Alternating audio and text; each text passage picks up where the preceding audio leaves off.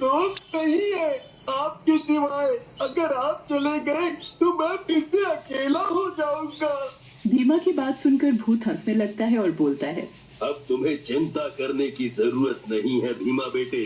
कल गौरव की पिटाई के बाद तुम्हारे कई दोस्त बन जाएंगे।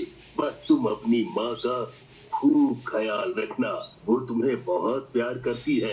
अब मैं चलता हूँ तुम्हारे जैसे ही किसी और भीमा की मदद करने।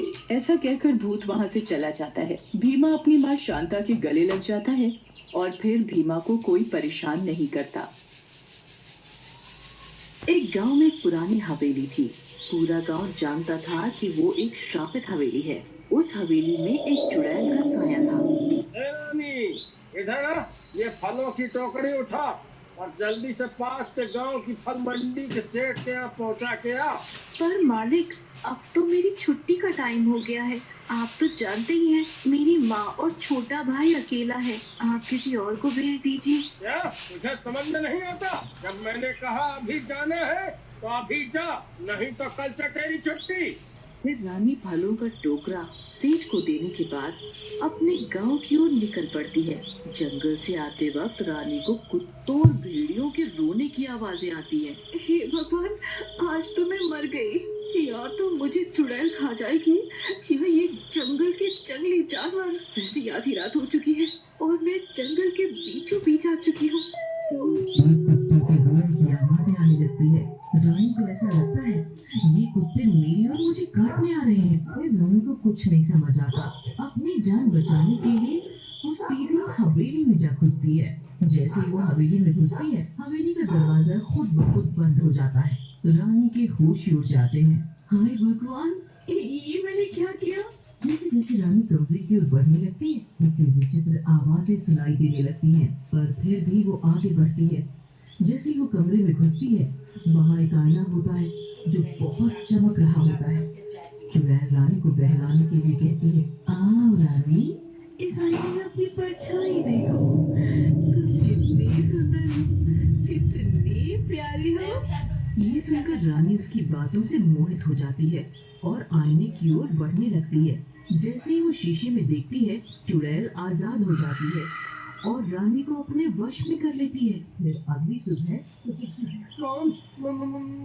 मैंने कुछ नहीं किया। मुझे माफ कर दो, मुझे माफ कर दो। तूने मुझे गुस्सा दिलाया है।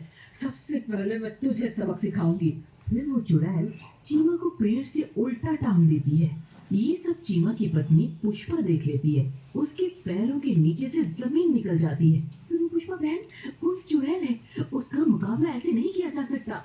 तुम्हें दिमाग से काम लेना होगा, कहीं वो चुड़ैल तुम्हें भी उल्टा ना लटका दे। हाँ, तुम सही कहती हो बहन, पर हम क्या करें? मेरे दादाजी ने बताया था, ये हवेली की आईने वाली चुड़ैल है जिसने रानी को वश में किया हुआ है। हवेली में एक आईना है जिसमें ये चुड़ैल कैद थी। शायद रानी ने उस आईने में खुद को देख लिया, इसी वजह से वो चुड़ैल के कैद में आ गई। हमें वो आईना लाना होगा, तभी ये चुड़ैल तुम्हारे पति का पीछा छोड़ेगी। फिर वो दोनों हवेली से आईना लेने चली जाती हैं। अरे चीमा, बहुत मजा आता है तुझे गरीब मजदूरों को तंग करके। आज मैं तुझे जिंदा चबा जाऊंगी। मर गया रे, मुझे अपनी गलती का एहसास हो गया है।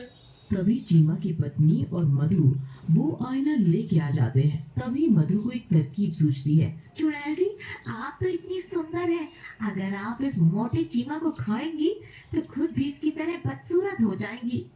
मैंने तो कई सौ सालों से खुद को देखा ही नहीं। आपको अगर यकीन नहीं होता तो आप खुद ही देख लीजिए। जैसे ही चुड़ैल खुद को उसमें निहारती है, वो फिर से आईने में कैद हो जाती है और रानी उसके चंगुल से बाहर आ जाती है। ये तुझे सही नहीं किया, मैं फिर बदला लूंगी, मैं फिर बदला लूंगी। रोहन, बीमारियां हर जगह है, दिन भर ध्यान रखो।